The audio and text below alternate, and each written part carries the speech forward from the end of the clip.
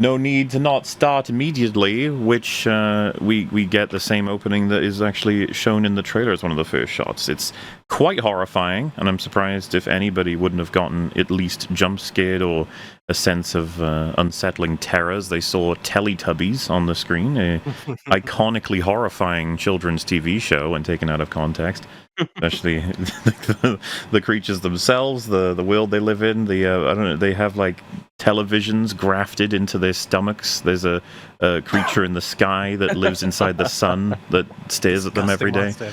There's this little, but hey, it's a good choice. The scariest part of the movie. I'd say so. Yeah. I just want to compliment the kids. I feel like all of them did a really good job playing different ranges of terror. Like some of them were younger and fully couldn't take in what was going on, but the slightly older ones really, you could see on their face they knew something was really, really off, and you could see the different ranges of terror, and just a good job all the way around. There was one girl in particular that looked like she really wanted to panic and run away, but she couldn't bring herself to do it. I don't know. Yeah. The younger ones. Like the younger ones knew, just ignore the noise and watch Teletubbies. The slightly older ones could tell something. Mom and Dad are fighting again. Truly. Don't worry about it. Yeah, just forget it. Tune it out. They know the deal. Yeah, and, I imagine that was probably a directing note where it's just like you've got to be like amp up your fear a little bit, and you you don't even know what's happening. That's what I mean. It's either a fantastic direction or just incredible intuition from the kids. Well, they had their parents really just off camera with a gun to their head. So, we will pull the trigger. Blow dart gun. But yes, this was in the trailer, and it was in the trailer something I thought was particularly effective as it stood as marketing, but equally somewhat in the film, being that the parents, with our knowledge of the world, dealing with the fact that they may very close be, being hit by like a horde of zombies or someone's infected or something, and so they're just telling all the kids to calm down, watch your fun little program in this room. All of them like being disturbed or awkward or tearing up while hearing like bashing in the background, screaming or just aggressive like shouting and stuff. It's quite a vibe of just unsettling, and it's like, what's gonna happen? Yeah. I think specifically grown-up shouting. Like if the adults are like yelling at each other, it's just like, oh shit, something's happening. Kids can tell the difference. They know fighting. They'll just tune that out. They know arguing, but like when your mom is afraid of something, a girl will know. The little girls will know, and I just think they did a really good job on both sides. Even the mom coming into the room for a split second, great performance. Fully believe it. Yeah. Yes, Jimmy goes to listen to see if he can figure out anything. He's going to be our little protagonist for this prologue, and the door starts to burst open, and a bunch of zombies come in. The blood gets splattered onto the screen with Teletubbies on it, which is a visual I've seen in a couple of things. It's just effective, right? Kids program, but blood all over it. Like, oh man, so sad and tragic. But he starts to run, and this is where we have a little bit of a logistic confusion, at least where I was, watching it. It's like if he goes forward, he'll end up at the kitchen, I think, and there's a woman who closes the door on him in an attempt to help him. She's like, run, closes the door, and then she gets attacked by a zombie, so she's trying to block it off. He goes to head up the stairs, and a woman falls down at the halfway point. It looks like she's recently been infected, and he looks up at the second floor, or the upper floor, I guess, and he spots someone else who's also infected, and she like screams at him. And then at the bottom of the stairs, where the kitchen door was, that smashes, and the woman falls through it. So she's at the bottom of the stairs, and she looks at him and says, "Run," again. And it shows like 2 or 3 zombies climbing through over her. And then we hard cut to him being outside running. And I was like, how did he get out of that? He was surrounded by like 6 different zombies on the staircase. He was fucked. But I guess with the power of editing, I was just a little bit thrown by it because she was saying run. And I was like, which direction though? There's zombies everywhere, and they're fast too. They'll get you. They don't even care. And you get converted super fast with this universe. So I don't know. Yeah, just he's out. He's safe, and he's running off to a church where he's trying to find his dad, who is having a little prayer, I guess. Because all this happened very suddenly. And he's got a bunch chasing him across the fields. It's all very scary. And he says, he doesn't know what's going on. He's a young kid. He's confused. He says, what's happening? And Dad says, nothing that hasn't been perfectly foretold. Which I was already, I don't know about you guys, but I was just like, uh-oh.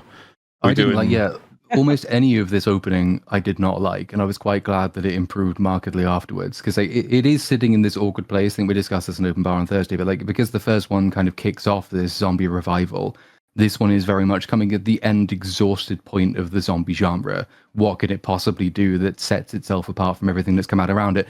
Obviously, killing children is the easy, cheap, edgy thing to do to make people think, oh, this is an edgier zombie thing than we're used to seeing. But then you get to mad priest father who thinks apocalypse is exactly what we deserve and treats infected as his children. It's like, I'm sure I've seen that a dozen times before and I don't like it. I understand why they're doing it, and it will become important for the Jimmy character later, and more so in the next movie whenever it comes out. But like, neither of those two beats filled me with a massive amount of confidence. But then it went better, so I was happy. Well, yeah, because he's like, they're dead. And then he says, no, son, not dead, but saved. This is a glorious day, a day of judgment. And then hands him a cross and says, keep this with you always. Have faith. And I was definitely like, oh, man. Like, of all the different things we could have done, it was stupid religious men being like, God has judged us. That's why there's a horde of flesh-eating creatures. It's so lame. Every single actually. time. Every time it's lame. 28 weeks later, definitely had a stronger opening for all the problems in that film. They all surround him and start nibbling, and he's just like, yes, my children, yes. Yeah. I consent to this. Consent. It is very much a stretch to have, like, especially right at the start of the movie, to have a character like that who is so taken away by faith that they're willing to delude themselves to that degree. Mm-hmm. I think the reason I was I accepted it was that it's like, okay, they are going to tell a story here about like this. The kid is gonna look at his father and be like, well, you adhere to your faith and look where it got you. Like, you've turned yourself into this delusional guy who ends up just getting eaten, and it's like, I'm not gonna be that way. I think that works as an arc, not as an opening scene, because we don't even know who these people are. So I feel like I was rolling my eyes at the very beginning with that scene. It's a quick moral signifier. So it's a moral signifier for the dad himself, but it's also going to be a moral signifier for the little kid, Jimmy, when we re-encounter him as well. And then to give a sense of how almost like ubiquitous this trope is, when I watched season 1 of The Last of Us, I watched a bit of it with my dad, and there's the episode where they come across it's like a white Christian guy, and my dad said, well, he's obviously an evil cannibal. And lo and behold, he was. Because that always fucking happens. You meet the nice, seemingly nice or slightly mad Christian white guy, and he's going to be a dick. Lo and behold, it happens here as well. It's like, it's just, I wish we could have had a little bit of a different way of introducing these characters, would have been good. It's a tired and annoying trope at this point, but he does die immediately, so that's cool. That is nice, yeah. Well, I wonder, to dig into the religious conviction a little bit, I wonder if, like, he was always sort of this, he would take his conviction this far. It probably was not until the zombie outbreak where somebody like that would look at all these zombies coming in and the fact that this is taking over the country and be like, well, I don't know, because I don't know how much the general public knows about the nature of the outbreak at this point. Because they're in the Scottish Highlands, aren't they? Which is like, you get a little title slate to tell us that they are quite far up north, and people are mad up there anyway. But like, you're far up there and you're removed from everything, so maybe like the information getting to them is a bit like patchy. But I'm sure we'll get this all filled in for us in a very lengthy flashback in film 2. Oh, well, I think I'm just realizing there's a real contradiction here, because I think the general public's reacting to this like, what the fuck is happening? But then the vicar is like, oh, like, yeah, I knew this was coming. You know what I mean? Like I know a little bit about this, where it's just like, yes. He might have just been generally thinking of it as like a rapture or something, just general judgment. Yeah. Nothing. If you had all that information, I think they'd be better prepared than that. I think we have to just assume. Well, it's also fast. It's also like, we're not sure what to do with it. And as has been mentioned, it's like, well, I guess this is a scene for next time, not for this time, because we've got so little context. I guess we'll get more in the next film. But because for anybody who's wondering, it's like, we don't get anything more on this at all. Not even the last scene of this film really gives you much of anything to do with this. So maybe we'll get more of it later. But as if to not reassure you further, the scene ends with the kid hiding in some kind of like little hole. I forget where it was, but the camera tightens up on it, but he just says, "Why have you forsaken me?" And I was like, Alec, stop it. Just have him cry and try to stay quiet. You don't need that. The same thing occurred to me, but if his father's the vicar and he's been brought up in a religious environment where he's quoting that sort of thing regularly, I thought maybe that would be okay for him to say. I don't think it's an impossible thing for the character, so to speak, to say that we've met 2 seconds ago. I just don't think it plays too well with this scene for an audience just getting into this. Just having him be terrified is probably going to be more than fine. Just crying would make more sense. That's why I'm saying everything with the kid and the father works if there's an arc here. As an opening scene, it's just kind of strange for all just every aspect of it. Right. Yeah, and especially since we don't get back to it, we only have this to work with, right? Yeah, for now we'll have to see. But we get an explicit sort of reference to I guess this is the best of explicit world building we'll get to connect us. It says the rage virus laid waste to the UK. It was driven back from continental Europe. The British mainland was quarantined to contain the virus. Survivors were left to defend for themselves.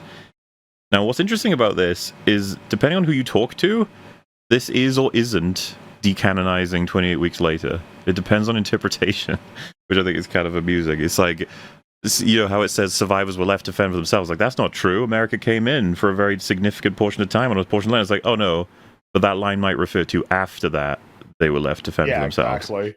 And it's like, and also the pushback from continental Europe. It's like, hey, that's the post-credit scene. Yeah, that accounts for Paris, and it's like, okay.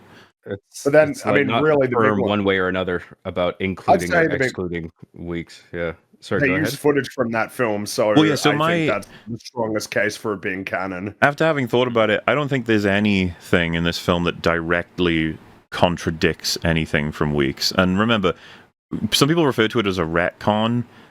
I don't think it's as quite a retcon to say that they beat back the zombies from Paris. It's like, but there's, Weeks said it happened. It's like, yeah, and this said that it got beat back.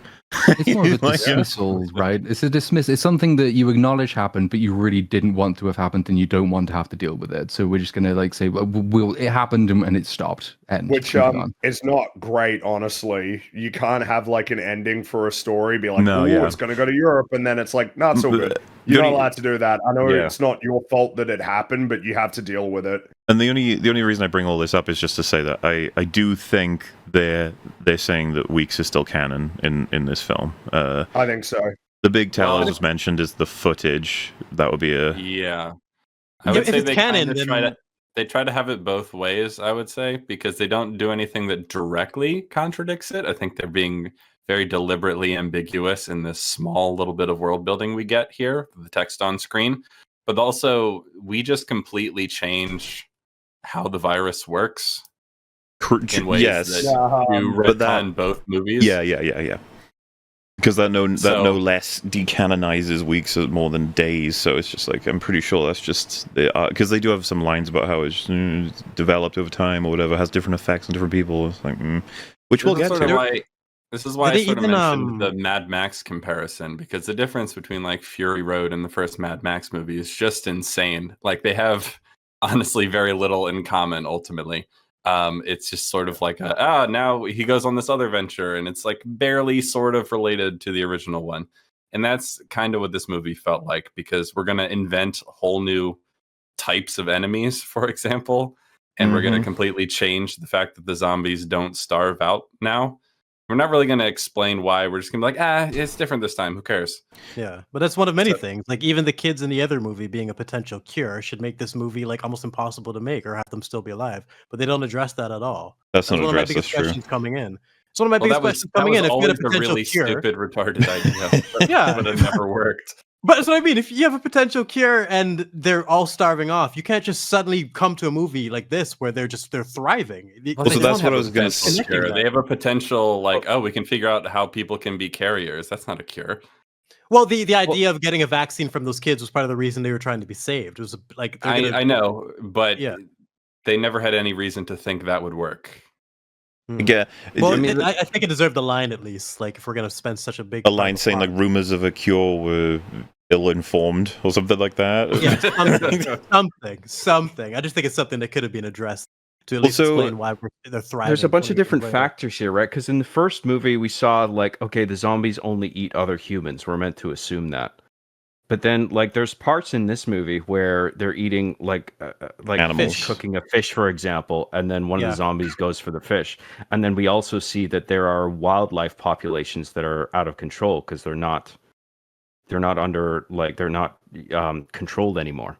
You know, Mhm. so there's just like these surges in deer, for example, and there's these like stampedes and stuff. And so it's like the zombies could be eating them if they're eating fish. I mean, why wouldn't they just eat any sort of meat that they can get their hands on? Yeah. I think know? that was one of the good details that I liked. So I can interpret that they've discovered that they don't need to survive just on human flesh or whatever. So that's part of the reason they're still alive. But just addressing that in some way would have been interesting because they changed the rules completely. And Right. I mean, Yeah. we'll hit these as we come to them. I would rather, because like, just with what they've said so far, days, totally viable. Weeks, well, viable in the sense that I think that they show us that other powers in the world are starting to move into Britain to try and solve this problem.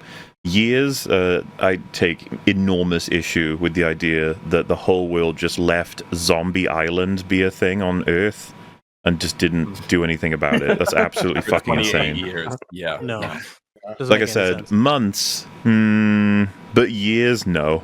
There's just no fucking way.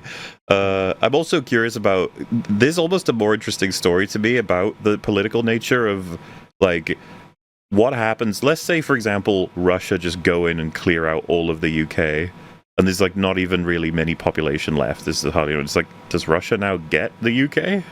How does that work? They would certainly say. Well, exactly, they right? do. So there's this element that I think is super interesting, but it's just not it's not akin to a zombie film.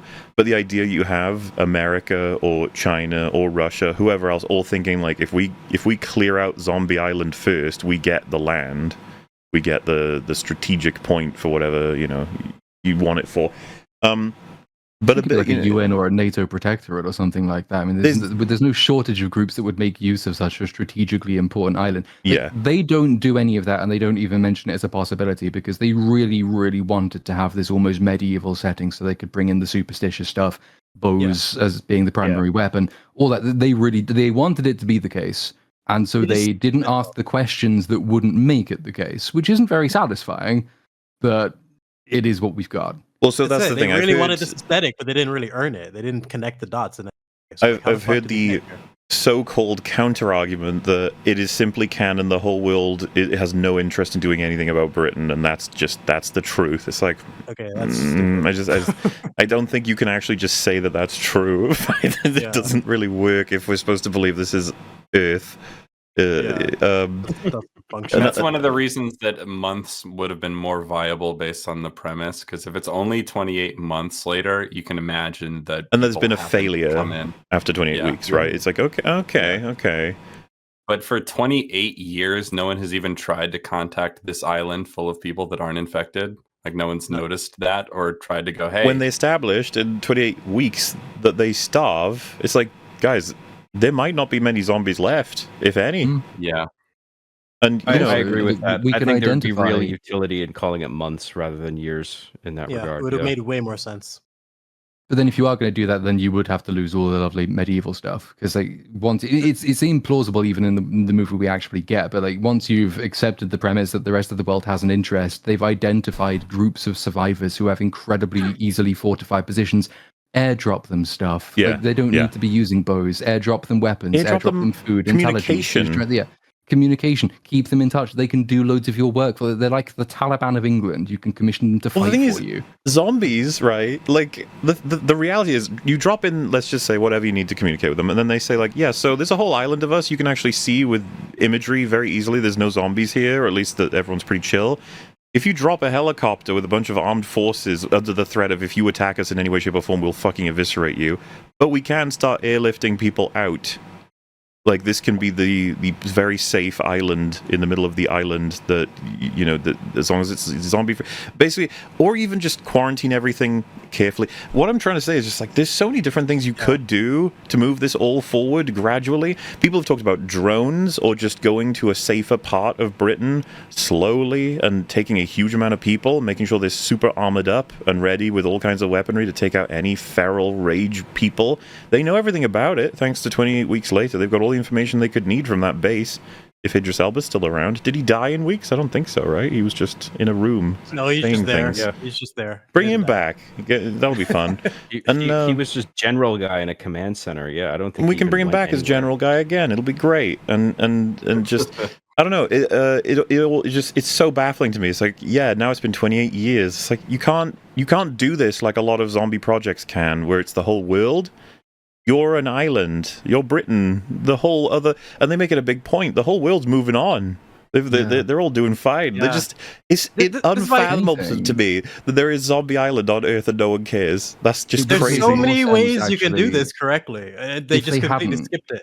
If they hadn't said in the introduction that the virus was beaten back from Europe, if Europe was just gone and nobody knew anything, if it genuinely was an island and they had no idea what was happening on the mainland, it would have made more sense. If the implication is the rest of the world is now fucked, then you don't have to ask any of the questions about the support the rest of the world will be lending. So just have it. And they can leave it ambiguous. They don't need to tell us what's happening in the rest of the world. It's just that the virus has gotten out of Britain and it's being, each of the countries are doing what they can, but Britain's been left alone and it's 28 years later.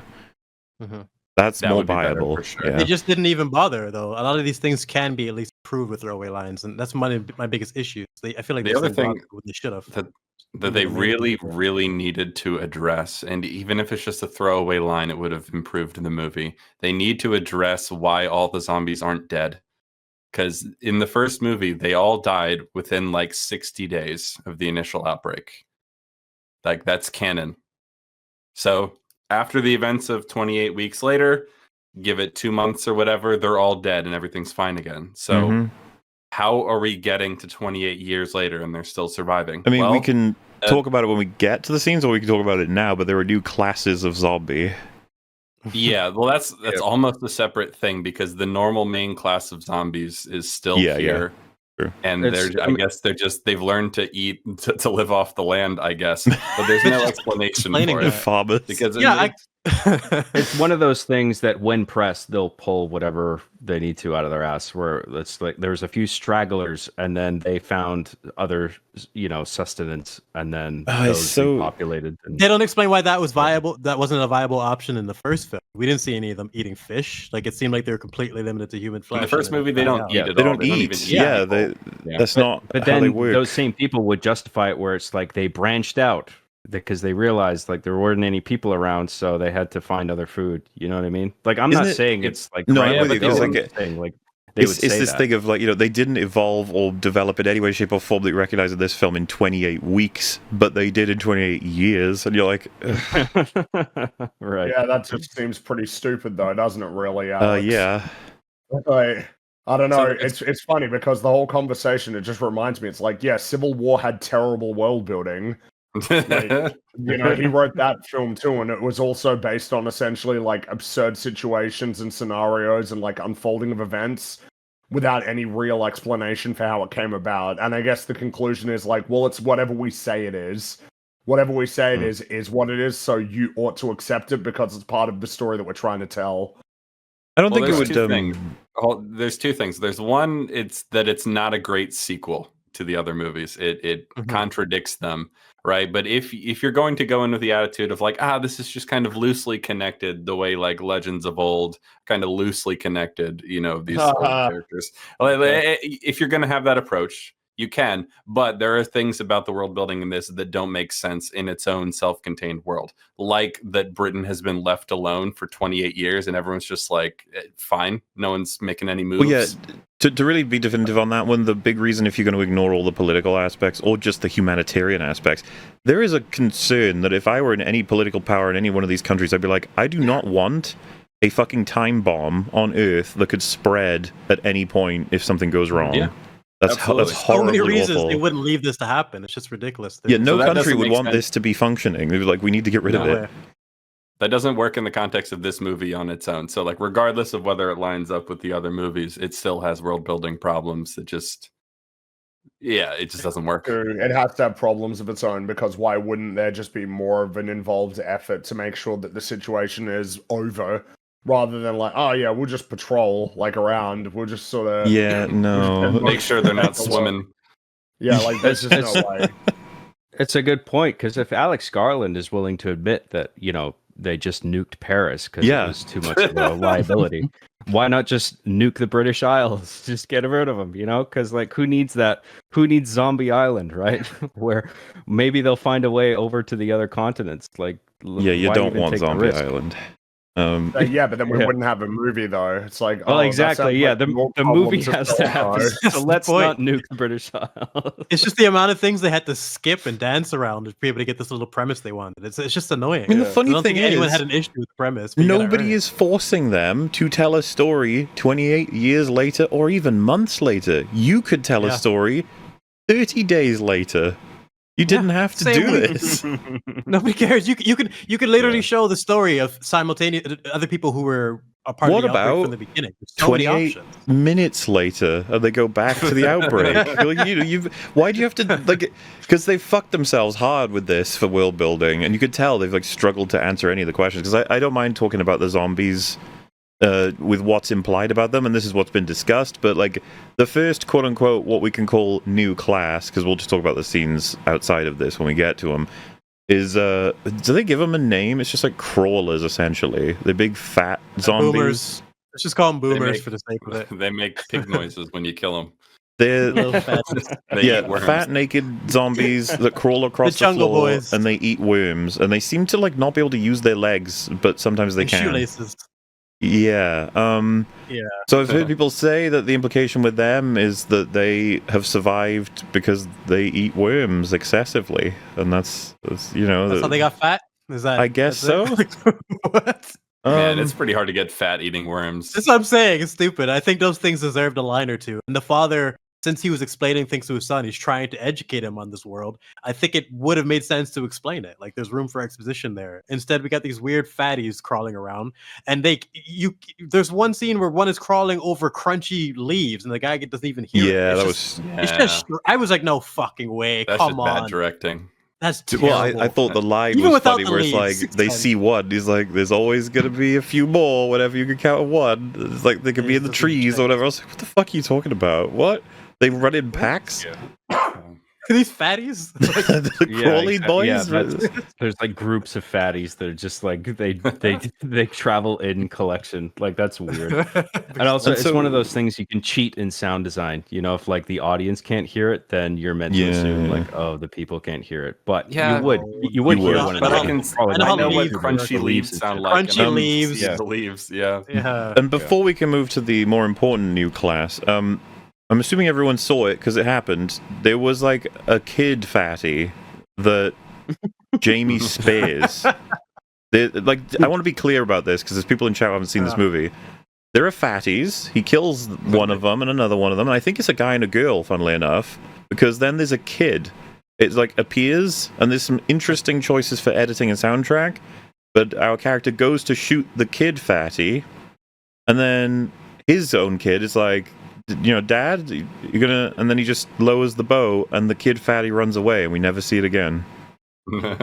I have no idea what we're supposed to make of that. Just implying it was a family of some degree, and the family of fatties, yeah, but like, I just thought it was bizarre. It contradicts the scene to follow because, like, with the guy, I mean, we'll get to it. I don't mean to jump ahead, but just like, I think it's relevant here, where he's saying like, if you have no mind, you have no soul. Right, so like that kid, that fatty kid, it's like he's gone. Right. He would have shot that kid in the head to make a point of that. Yeah, I agree with that. Like, if he thinks that, he would have killed the kid and then explained to his son another lesson. You have to be desensitized. Am I insane to assume that they might have been going for the idea that the zombies have figured out how to have kids, and the kids of the zombies aren't as rage fueled? Yeah, that's kind of. I feel like they were trying to. Yeah. They were definitely trying to desensitize, just humanize them in a way, which that's I thought fucking was nuts, fucking dude. How does that work when there's the magic of the placenta in this? Oh god! Yes. Yeah, well, it's all fucked. It just doesn't make any sense. So and how do they fuck? They're fatties. Like, they just all that deserved a few throwaway lines. How does it not Like the kid is confused his dad doesn't kill the fatty child, but then doesn't ask any follow-up questions like, hey dad, why did you not kill it? Hey dad, what the fuck was that creature? Why was there a kid? What's happening, Dad? You're right. Either way you look at it, there's room for exposition. They just didn't do anything. So weird. I feel like there's a significant discussion to be had here on a meta level of like what to do with this virus across generations. Like, does the rage sort of just maintain itself across like one generation being born and the next generation? Does the rage element sort of become muted as more? Well, we saw it run away, so I think they're trying to make a point. Those things were, even though they were crawling, they were determined to go and attack. Well, yeah, that creature didn't seem angry. It seemed chill. Not whatsoever. But you wouldn't want to leave them alive, right? Because they're horrifying creatures without any souls or something. It looks like it's probably going to... I don't know. That's why I think Cap's point is really strong. For him to have that line about them, like, not having a soul, why wouldn't he make the point of killing that kid there? He spared it. Like, you can't have both. And that's what drives me... Well, I wouldn't say it drove me nuts, because I did like the character, but I feel like it's a big contradiction. And, yeah, if of all the characters in this movie, he was just brutally botched and wasted, but I'm sure we'll get into it. The fatty child or something else? No. Aaron Aaron Johnson's character. Okay. I don't want to get I don't want to get ahead, but I think. Well, yeah, because we're almost going to go chronological soon, but because now I want to talk about the other class that's hugely important in this film and changes just about everything for how zombies work. There's a zombie class called the Alpha, which, from what we gather, the explanation is the rage virus affects people differently. For some people, it's like a case of super steroids. And in the case of the Alpha, it makes you super strong, super fast, relatively like super regenerative, I think. It seems that they can take multiple hits and then recover between, time. And you're still hyper aggressive, but just they're basically super soldiers, but for zombies and smarter. But you'd think that's already... Dicks. Yes, massive penises, of course. But you think that already is enough. They also are capable of controlling other zombies in the sense that they will be able to tell them to go places, do things, and they will follow their lead. Like, they have that kind of control. And then a possible power, depending on interpretation, that relates to birds? Yeah, I don't know what was up with that. They do seem to control the crows, which, again, another reason why continental Europe would not be leaving this place alone. Airborne rage virus controlled by alpha zombies that send crows to do their bidding. Yeah, seems like a bad thing. What we like? What is going on? Like, so it used to just be that you got really mad. Now you can control the crows. I was going to say, making them faster and stronger is like, all right. Making it so they can control other zombies, like, all right. And then it's like, making it so they can command a murder of crows to hunt down their enemies. Like, no. No. Yeah, it's a bit much. And they don't explain it whatsoever. I didn't understand that at all, because it's what clues them into the Alpha chasing them. And I was like, was that on purpose? What did the Alpha want the crows to do? Why did the crows do this? What was that all just an abstract sort of visual quirk? That's what I thought, because I at no point did I think, he's controlling the crows. But the crows were there both times. Yeah. The first time, they were very relevant. Like, I thought there was something important for me to be drawing from the crows, but then they don't really. Saruman. Yeah. Like, I don't know why they're doing that. Pre-bade, right? You see them both times. I can buy the zombies sort of orientating themselves into like packs with an alpha, kind of like wolves do. And then, like, the alpha sort of controlling the other zombies through, like, various pitches of grunts or whatever, where it's like, this pitch means this pitch means that. But then when you're all of a sudden crossing over into the communication channels of different animals, like, I mean, that doesn't happen. Like, why would this happen with the zombies? That felt like a step too far. Yeah. I didn't know what to make of it. And they didn't bother explaining it, even though they just happened to be around when the Alpha was around. A lot of people. The crows went in first in all the Alpha scenes. The first time you see it, and the chase. So they were really explicit that the crows were a big part of it, but they didn't explain anything. Different people have discussed what this is all meant to mean and how it fits in. We've obviously discussed how this doesn't seem to fit in, because there's no explanation that says the virus mutated over years or something and has now developed this aspect. The best they do, and I don't get why they did this, because they didn't have to.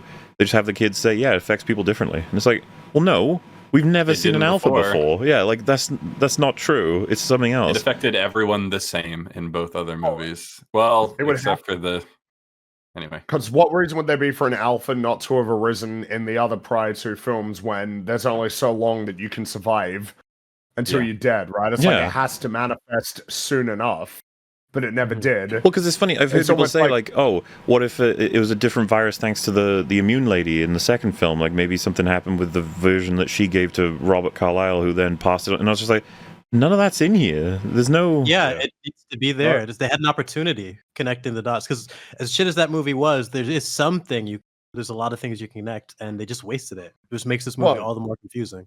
Main guy in 28 Weeks Later was not an alpha. It's just like in How to Train Your Dragon. The evil dragon was not an alpha. This is some new But shit. the idea of a different type of virus because of humans, like it's like a completely different source, you can kind of work with that if we're trying to explain the alphas. But I don't know why they didn't have the kids anything.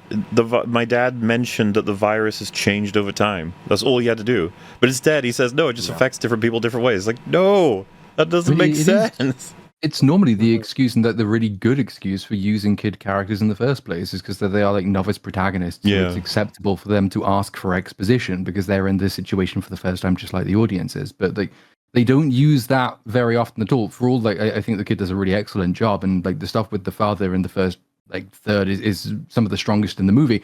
They don't make particularly good use of him at any point for this kind of explanation. And I get they might want to save some explanation for a later movie. But it does sort of feel like that's what they're doing. I will say, I wish I had a list to make this point as clear as possible. But I feel quite exhausted of the let's just wait and then it'll all make sense sort of stuff. Yeah, like 9 times out of 10, it's just bad. Like what's an example of a film that seemed to? I'm not saying that this. Like hypothetically, like a film that was just actual shit. Complete bullshit. Nothing made any sense. Where, like, up until maybe the second act of the movie, where someone was like, "Well, hang on, maybe it'll make sense later." That it actually ended up doing that. How often does that ever happen? Never does. Usually, when it's a problem, it just is one, and it always was. There won't be an explanation. TV shows are big on this. Oh yeah. No, it'll make sense. We're not at the end of the season yet. Oh no, it was all just bullshit. And that thing that I had questions for, the writers didn't even know that was a question that somebody could have. Just if it seems like it's a problem, it probably is one.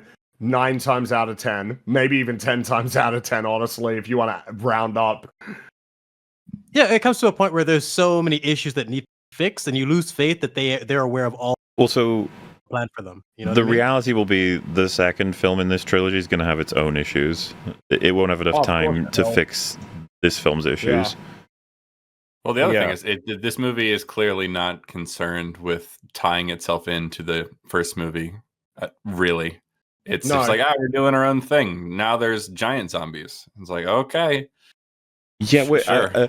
Was anyone else, because obviously you had rewatched Days of Weeks, when he was like, it's an alpha, I was just like, like, what are we doing? Why are we doing this? Stop it.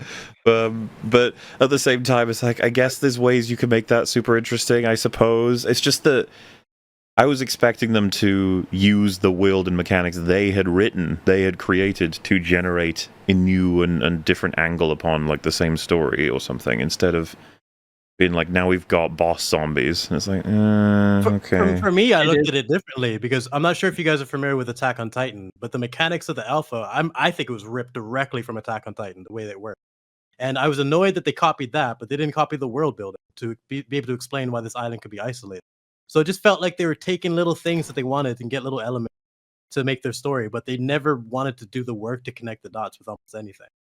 So I like the idea of an alpha, didn't do it well. You could be right about Attack on Titan being a draw. It immediately made me think of The Last of Us, because that is sort of a video gamey thing. Yeah, where like you have different types of zombies, and like in The Last of Us, you have the clickers, the bloaters. Like the bloaters is what I primarily thought of when I saw the alphas in this, where it's just like it feels like that's a trend now.